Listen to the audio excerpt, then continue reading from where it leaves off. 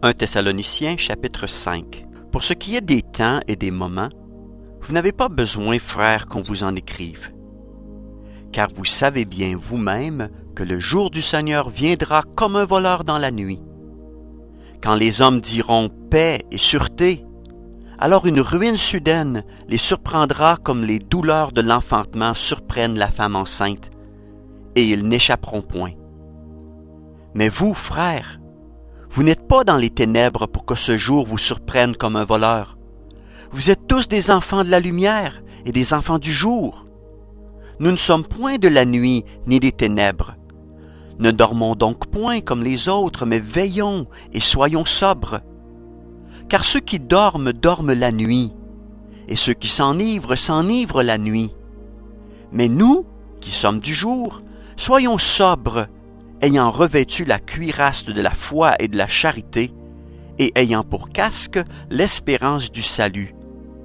Car Dieu ne nous a pas destinés à la colère, mais à l'acquisition du salut par notre Seigneur Jésus-Christ, qui est mort pour nous, afin que soit que nous veillions, soit que nous dormions, nous vivions ensemble avec lui. C'est pourquoi exhortez-vous réciproquement et édifiez-vous les uns les autres comme en réalité vous le faites. Nous vous prions, frères, d'avoir de la considération pour ceux qui travaillent parmi vous, qui vous dirigent dans le Seigneur et qui vous exhortent. Ayez pour eux beaucoup d'affection à cause de leur œuvre. Soyez en paix entre vous. Nous vous en prions aussi, frères, avertissez ceux qui vivent dans le désordre. Consolez ceux qui sont abattus. Supportez les faibles. Usez de patience envers tous. Prenez garde que personne ne rende à autrui le mal pour le mal, mais poursuivez toujours le bien, soit entre vous, soit envers tous. Soyez toujours joyeux. Priez sans cesse.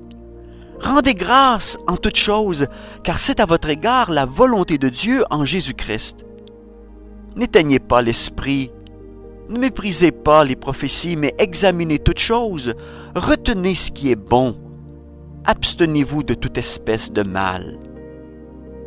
Que le Dieu de paix vous sanctifie lui-même tout entier, et que tout votre être, l'esprit, l'âme et le corps, soient conservés irrépréhensibles lors de l'avènement de notre Seigneur Jésus-Christ.